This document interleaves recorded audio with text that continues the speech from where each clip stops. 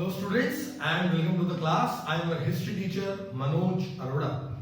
Today we will be starting with a new chapter in history, that is colonialism and the countryside.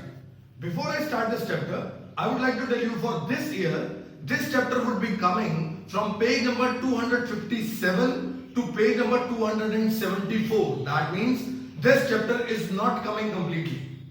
But before I start the chapter, I hope you all will be fine at your homes, taking care of your family as well as yourself. From this chapter onwards, as we studied, the last chapter was about the Mughals. And the last scion of the Mughals was Bahadur Shah Zafar II. And after that, the Britishers take over. Now, from this chapter, we are going to start and study about the impact of the Britishers, the impact of the East India Company on India, its rural base, its business, its agriculture, because India was basically an agricultural economy. We will be moving on forward with the same. Effect of the colonial rule in the countryside.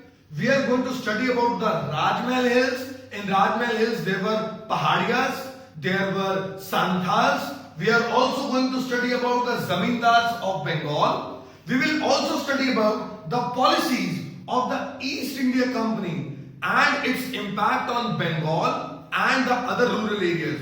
Why I specially told Bengal? Because East India Company in India started taking over agriculture from Bengal, where it started permanent settlement.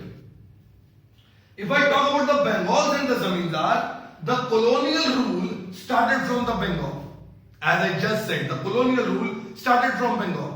So Bengal became an operational place, a place of experiment for the Britishers, from where they could apply various policies, and after these experiments, whichever policies would be right, they would be implemented in other parts of the country by the Britishers. So Bengal kind of became an experimental place for the Britishers. An auction in Burdwan, which is presently known as Bardhaman, the mahals of the Raja were to be auctioned in 1797. Now this was a public event. Why were these mahals, the estates of the Raja, were to be auctioned? We will study about it. The permanent settlement became operational from 1793. It had two aspects, the fixed revenue and auction for the non-payment. The Britishers had established the permanent settlement, the meaning of permanent settlement, that they wanted a fixed amount of revenue. They wanted a regular flow of income. Under the permanent settlement, the revenue was set for the coming few years, let's say 20, 25 or 30 years, and it would not be changed. In this way, the Britishers would be thinking to get an amount which would be regular, by which they can at least expect a decent amount in a regular flow which could be used for the various purposes. And in case of non-payment, the estates of that particular Raja were sold. That what actually happened with the Raja of the Burdwan. Now, in this public event, all the estates were auctioned for bidding. But here there is a twist in the tale. The Rajas would not let their estates go in the other hand so easily. But most of the time they were sold also. But Rajas would apply various ways. The bidders, those who would come in this auction, they would be the people of the Raja. They would be making the bidding, but later on they would not be making the payment, and hence 95% of the sales of the bidding were fictitious. That they were not actually sales, and the Britishers had to arrange the auctions again and again, and this process, the king would apply various methods. You will read in the coming part of the chapter that the king would apply various methods, that he would not let his mahals, his estates go in the other hands. The problems of the unpaid revenue. Because of the unpaid revenue, around 75% of the zamindaris changed hand. That means they were auctioned every now and then. There were some kings, those who would apply new methods, new policies in order to keep their estate with them. But there were certain where the Britishers got successful in selling the mahals of the Raja. In this way, they would be getting their arrears, their unpaid revenue. They would be covering up their unpaid revenue. 1770 onwards, Bengal rural economy was in crisis. And 1770 onwards, basically the prices of the agricultural goods, the crops were reducing. When the prices would be reducing, how a farmer would be able to pay the revenue? He didn't have so much money. If the farmer didn't have the money to pay the revenue, how would the zamindar collect the money and pay the revenue to the Britishers? As a result, the zamindars were not able to collect that revenue and their estates were auctioned again and again. Permanent settlement basically was a method by which they would get the regular flow of income. The Britishers had applied permanent settlement. I just told you that what permanent settlement is.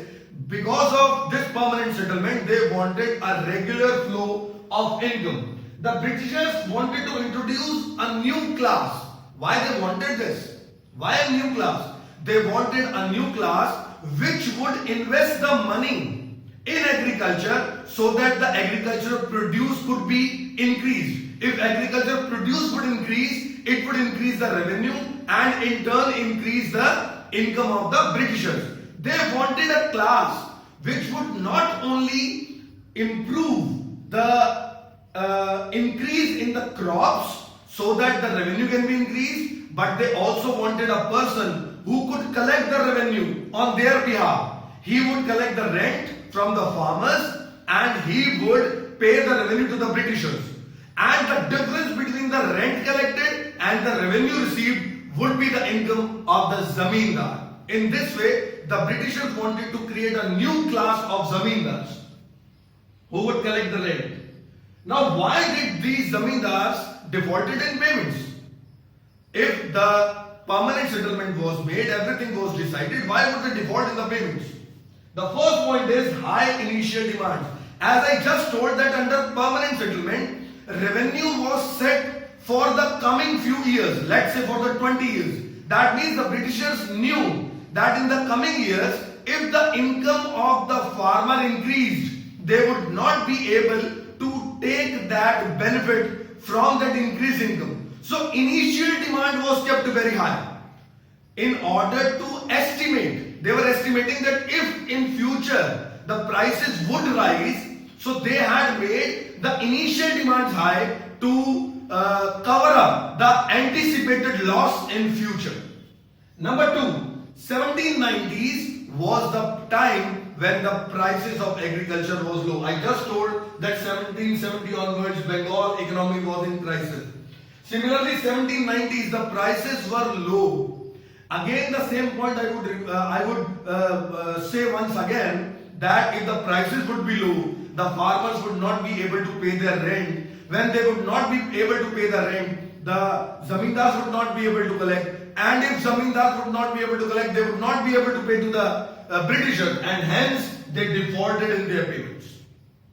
Third point, revenue was invariable. That means how much amount of crop you had, whether that time you had faced a famine or a drought or anything, the Britishers were not bothered. They were not seeing that what amount of crop you had. They would only see their money. Revenue was not changed. The rent was not decreased. And not only this, if the zamindar would not be able to pay the rent back to the particular date till the sunset, that was called the sunset law. If the zamindar would not be able to pay his revenue, his arrears till the particular day of that day, sunset, his officer would be sent from the Britishers, his entire property would be acquired and it would be auctioned later on. And number fourth point is the limited power of zamindar. Because of this permanent settlement, somewhere the powers of the zamindars had reduced.